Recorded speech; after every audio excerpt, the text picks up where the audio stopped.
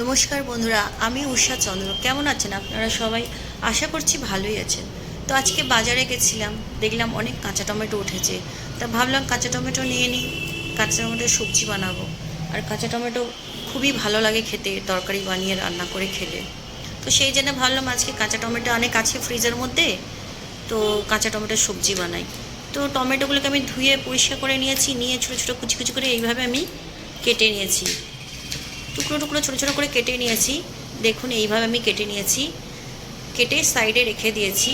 আর মশলার জন্য লাগছে এখানে সর্ষে, জিরে, রসুন, পেঁয়াজ, কাঁচা লঙ্কা, শুকনো লঙ্কা।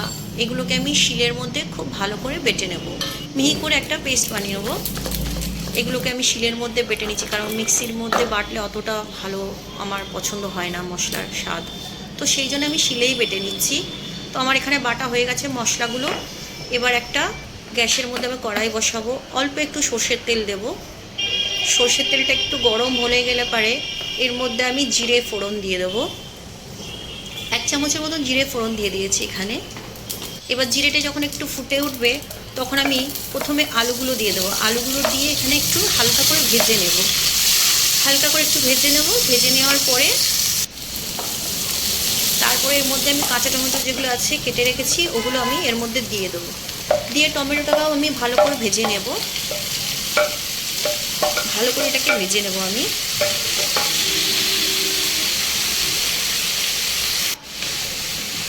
নেড়ে চেড়ে একটু খুব ভালো করে ভেজে নেব, যাতে সবজির কাঁচা গন্ধটা চলে যায়। এরপরে এর মধ্যে আমি কিছু মশলা দিয়ে দেবো। এর মধ্যে সাধারণ যেগুলো ঘরের মধ্যে থাকে, নুন, হলদি, শুকনো লঙ্কা, ধনিয়া গুঁড়ো, জিরে গুঁড়ো, এগুলো আমি এর মধ্যে দিয়ে একটু নেড়ে চেড়ে ঢাকা দিয়ে দেবো অল্প পরিমাণে। যেহেতু আমি মশলা বেটেছি ওখানে অল্প পরিমাণে সব কিছু দিয়েছি এর মধ্যে দিয়ে। এবার এটাকে একটু আমি হালকা ঢেকে দেব 2-3 সেকেন্ডের জন্যে। ঢাকনাটা তুলে আবার একটু নেড়ে দেবো এটাকে, যাতে তলায় লেগে না যায়, কারণ টমেটো থেকে একটু জল বেরোবে।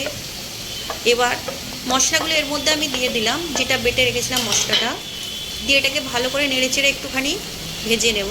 বেশি ভাজবো না, যেহেতু সর্ষে রয়েছে এর মধ্যে, তিতো ভাব চলে আসবে। এবার কাঁচা লঙ্কা আমি যে কেটে রেখেছিলাম 3টে, ওটা এর মধ্যে দিয়ে দিলাম, কারণ এই তরকারিটা একটু ঝাল ঝাল হলে বেশি ভালো লাগে। এটা আমি নিরামিষ বানাচ্ছি। এটা মানে চিংড়ি মাছ দিয়ে বানালেও এটা খুব সুস্বাদু হয়।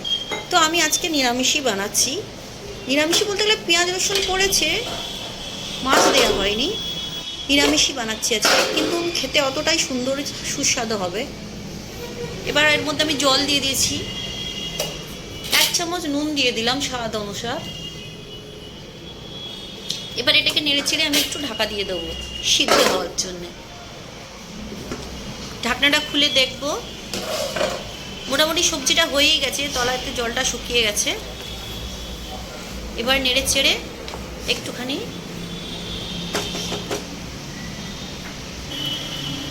গ্যাসটা বন্ধ করে দিলাম, যেহেতু এটা হয়ে গেছে।